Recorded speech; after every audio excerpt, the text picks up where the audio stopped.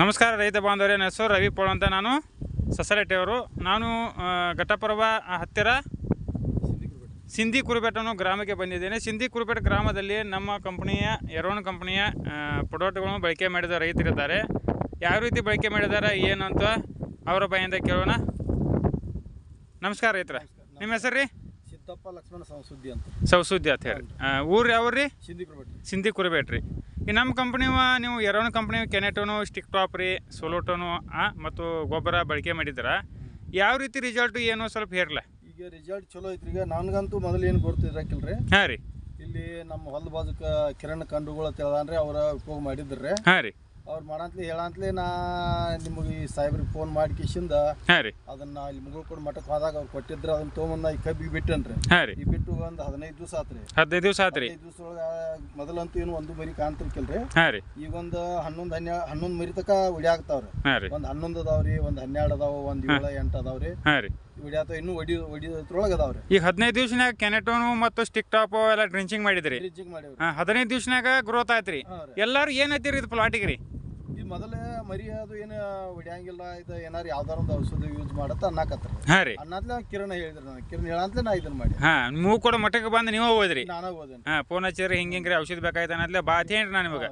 ನೀವು ಕೂಡ ಮುತ್ಯಾನ ಮಠಕ್ಕೆ ಬಂದು ಬಂದು. ಹಾಂ ರೀ. ಹಾಂ ರೀ.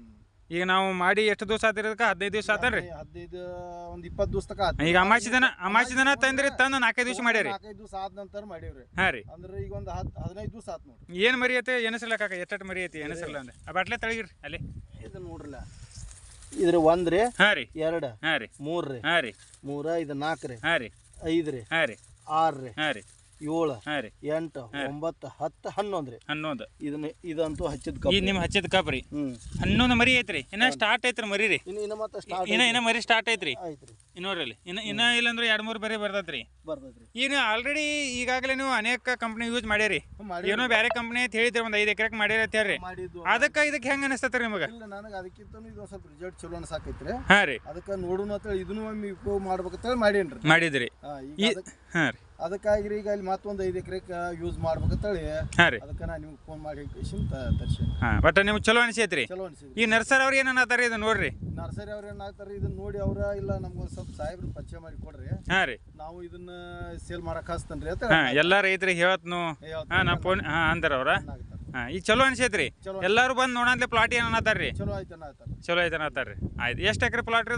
ಇದು 1 ಎಕರೆ ಐತ್ರಿ. 1 ಎಕರೆಗೆ ಯೂಸ್ ಮಾಡ್ರಿ, ಚಲೋ ಅನ್ಸತ್ಲಿ. ಈಗ ಮತ್ತೆ 5 ಎಕರೆ ತಂದು ಕೊಟ್ಟೇನ್ರಿ ನಿಮಗೆ. ಅದೆಲ್ಲ ಇದು ಪ್ಲಾಟ್ 5 ಎಕರೆ ಇರುವಂಥ ಪ್ಲಾಟ್ ರೀ. ತಾಲೂಕು ಯರ್ಜೇರಿ ಆಗೈತ್ರಿ.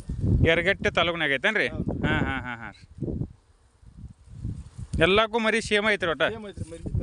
ಹಾಂ, ಮರಿ ಒಟ್ಟ ಎಲ್ಲ ಫ್ಲವರ್ದಾಗ ರೀ. ಫ್ಲವರ್ ಜಾಸ್ತಿ ಬರ್ತೈತ್ರಿ ಮರಿ. ಹಾಂ ಹಾಂ, ಫ್ಲವರ್ ಐತನಂತ ಈ ರೀತಿ ಬಂದೈತ್ರಿ ಅದು.